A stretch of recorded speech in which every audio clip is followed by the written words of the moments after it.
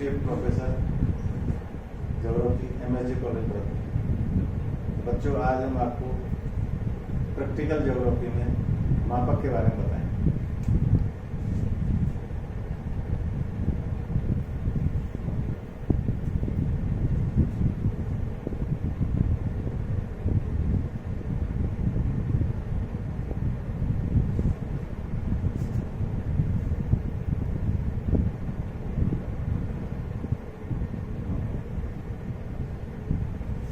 भूगोल में मानचित्र का बहुत ज़्यादा महत्व है।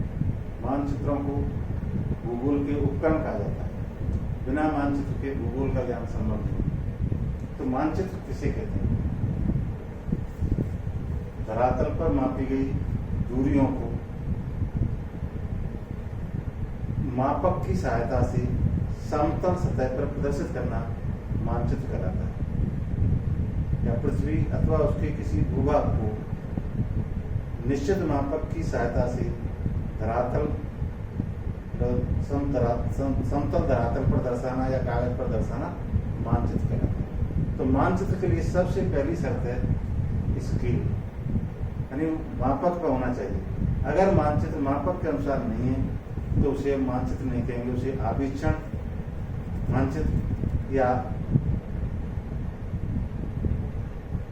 खाका कह सकते हैं। लेकिन मानचित्र कराने का आवश्यक है कि वो निश्चित मापक पर। अब प्रश्न उठता है, मापक किसे कहते हैं? मापक के अंतर्गत धरातल पर मापी गई दूरी और मानचित्र पर प्रदर्शित दूरियों के मध्य जो अनुपात होता है उसे हम मापक कहते हैं। मान लीजिए ये कोई मानचित्र है, इसमें कोई एक ए स्थान है और ये बी स्थान है। तो मानचित्र पर इन दोनों के बीच की दूरी मान लीजिए 15 किलोमीटर है और मानचित्र पर यह दूरी मान लीजिए 15 सेंटीमीटर है। तो यानी मानचित्र का 15 सेंटीमीटर धरातल के 15 किलोमीटर को बतलाता है। इन दोनों में जो अनुपात है वो 1 सेंटीमीटर बराबर 1 किलोमीटर है। इसे हम मापक कहेंगे। और इसके द्वारा मान लीजिए कोई स्थान C है और इसके बीच की दूरी मान लीजिए 18 किलोमीटर है, मतलब 1.8 मतलब 18 सेंटीमीटर है। तो अब हम पूछे धरातल पर यह स्थान कितना दूर होगा, तो हम बता सकते हैं कि यह स्थान धरातल पर 18 किलोमीटर दूर होगा। इसे हम मापक कहते हैं। सरल रूप में मानचित्र पर प्रदर्शित किन्हीं दो बिंदुओं के बीच की दूरी तथा धरातल पर स्थित उन्हीं दो बिंदुओं के बीच की वास्तविक दूरी के मध्य जो अनुपात होता है उसे मापक कहते हैं। अब प्रश्न उठता है, मानचित्र पर मापक कितनी विधियों से प्रदर्शित करते हैं, कितनी विधियों से मानचित्र पर बता सकते हैं। इसे ही हम मापक के प्रकार कहते हैं, टाइप्स ऑफ मापक। Scale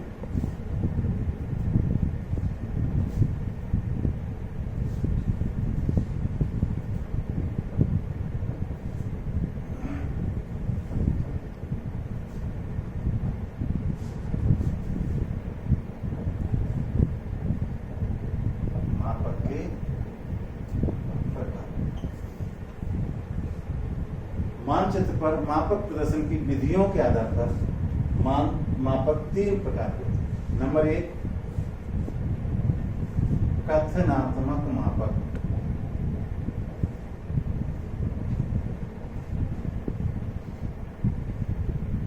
by statement.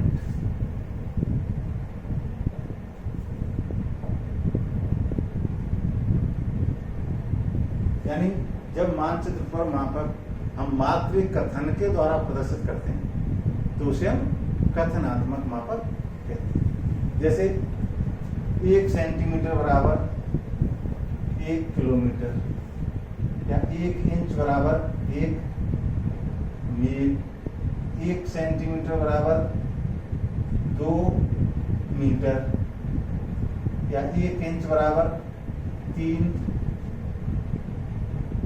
गज। तो ये सब कौन से मापक हैं? कथनात्मक मापक। इसमें हम एक मात्र साधारण कथन के द्वारा मानचित्र पर मापक का प्रदर्शन करते हैं। अब ये विधि जो है कथनात्मक विधि, इसकी क्या विशेषता है? कथनात्मक मापक बहुत ही सरल मापक है, आसानी से मानचित्र पर प्रदर्शित किया जा सकता है, समझने में बहुत ही आसान है। जो व्यक्ति भूगोल नहीं पढ़ा, जो मापक की परिभाषा नहीं जानता, मापक के बारे में नहीं जानता, वो भी इसको समझ जाता है।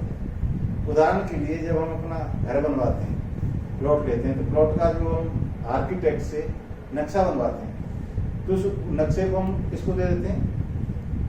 मिस्त्री को, जो पढ़ा नहीं होता, लेकिन वो मिस्त्री भी उस नक्शे को समझ जाता है। तो इतना ये समझने में आसान है। और क्या विशेषता है इसकी?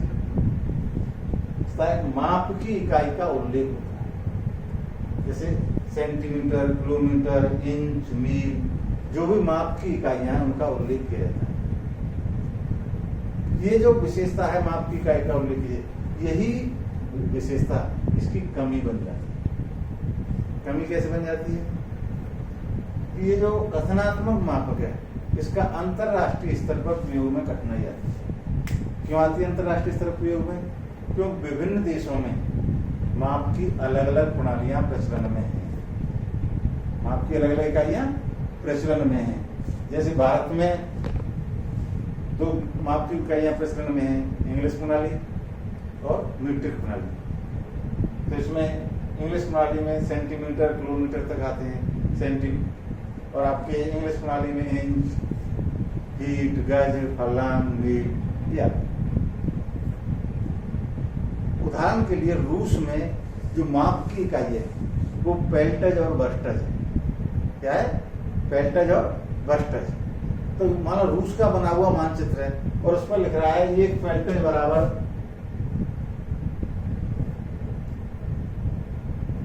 10 वर्स्टज। तो जब तक हम पेल्टज और वर्स्टज को नहीं समझेंगे, तब तक हम रूस के बने हुए मानचित्र को नहीं समझ सकते। पहले तो हमें यह समझना पेल्टज कितना बड़ा होता है और वर्स्टज कितना बड़ा होता है। तो उसी प्रकार भारत का बना हुआ मानचित्र है, उस पर लिख रहा है 1 सेंटीमीटर बराबर 1 किलोमीटर।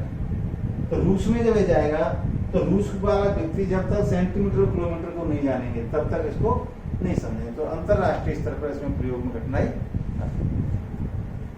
तो इस समस्या के समाधान के लिए दूसरी विधि खोजी गई।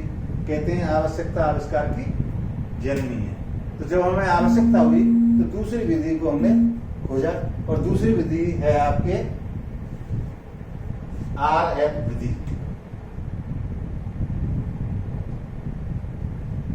RF विधि, रिप्रेजेंटेटिव फ्रैक्शन,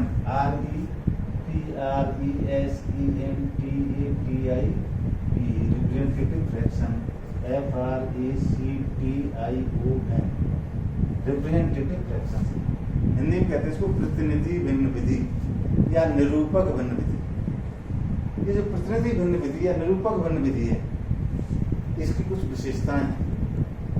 इसके द्वारा जब हम मानचित्र पर मापक का प्रदर्शन करते हैं तो माप की किसी इकाई का उल्लेख नहीं किया जाता। उसमें मीटर, सेंटीमीटर, इंच, गज कुछ नहीं लिखा जाएगा। मापक हमेशा भिन्न के रूप में प्रदर्शित किया जाता है। भिन्न का अंश हमेशा एक होता है। तो जो मानचित्र की दूरी है, जो भिन्न का अंश मानचित्र की दूरी को प्रदर्शित करता है और हर धरातलीय दूरी को बतलाता है। तो जो RF है उसमें क्या विशेषता नहीं? मापक भिन्न के रूप में प्रदर्शित किया जाता है, माप की किसी इकाई का उल्लेख नहीं किया जाता है, अंश मानचित्र की दूरी को बताता है और हर धरातलीय दूरी को प्रदर्शित करता है। इसके बाद जिस इकाई में माप की जिस इकाई में अंश को मान लेते हैं, हर स्वतः उसी इकाई में हो जाता है। अब इसमें क्या परेशानी, जो जिस देश में जा रहा है जिस देश में जो माप की इकाई प्रचलन में है उसी इकाई मान ले। जैसे मान लो उसमें मापक लिखा हुआ है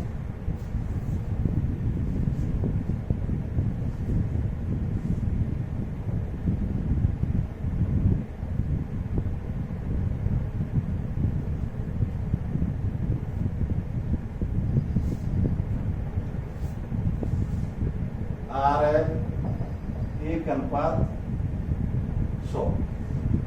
तो जिस भी देश में जाए वहां पर अपने हिसाब से मान लो जैसे भारत में आता है तो मान लो 1 सेंटीमीटर बराबर 100 सेंटीमीटर या 1 सेंटीमीटर बराबर 1 मीटर, क्यों 100 सेंटीमीटर बराबर 1 मीटर होता है। और इसी प्रकार रूस में जाता है तो बोले 1 पेल्टेज बराबर 100 पेल्टेज। तो कोई परेशानी नहीं होगी। इसकी ये जरूर है कि अंश हमेशा एक होगा। जैसे RF 1:100 और RF 2:2 से। गणित में इसका एक ही अर्थ है, 2:2 से का भी गणित में वही मतलब है और 1:100 का भी वही मतलब है। लेकिन यहाँ भूगोल में मापक लिखते समय 2:2 से नहीं लिखेंगे, क्यों? RF का अंश हमेशा एक। तो ये दूसरी विधि थी। अब मैंने बताया मापक 3 प्रकार के होते हैं। मानचित्र और प्रदर्शन की 3 विधियां होती हैं। तीसरी विधि कौन सी है? तीसरी विधि की क्या आवश्यकता पड़ी, इस विधि में क्या कमी रह गई, किसको होते हुए हमें तीसरी विधि की आवश्यकता पड़ी? जो RF विधि है ये तो समझने में थोड़ी कठिन है। जो व्यक्ति पढ़ा लिखा नहीं है, जो व्यक्ति मापक नहीं पढ़ा है, जिसे RF की विशेषताओं के बारे में नहीं है, वो इस मापक को नहीं समझ सकता। दूसरी कमी क्या है इसमें? क्या कमी है? क्या कमी है दूसरी इसके RF में, जिसके कारण हमें तीसरी विधि की आवश्यकता हुई? कहाँ से बात चला जाता हो तो बच्चा कुछ नहीं। RF मापक की सबसे बड़ी कमी क्या है? ये तो समझने में कठिनाई है। इसे वही व्यक्ति समझ सकता है जो RF की विशेषताओं के बारे में जानता है। और दूसरी कमी है इसकी, मानचित्र का जब विवर्धन या लवकरण करते हैं तो इसमें परेशानी आती है। तो विवर्धन या लवकरण करना हो तो अगर मानचित्र पर हम रेखीय मापक के द्वारा इसका प्रदर्शन करेंगे तो विवर्धन और लवकरण में आसानी रहेगी, उसमें मापक बदलना नहीं पड़ेगा। अन्यथा विवर्धन और लवकरण कर देंगे तो ये आपका कथनात्मक मापक और RF मापक ये दोनों ही बदल जाएंगे।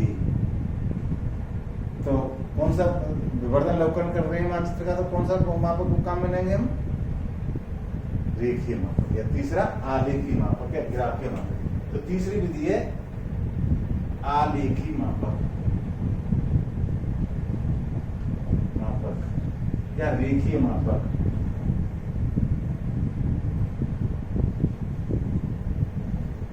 इस आलेखी मापक या रेखीय मापक क्या है?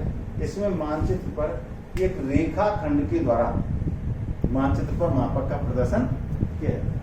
तो रेखा खंड के द्वारा जब हम मानचित्र पर मापक का प्रदर्शन करते हैं तो जो रेखा खंड की दूरी है वो तो मानचित्र की दूरी को बतलाती है, और उस पर जो अंकित दूरियां हैं उस पर हम जो दूरी लिखते हैं वो धरातलीय दूरियों को लिखते हैं।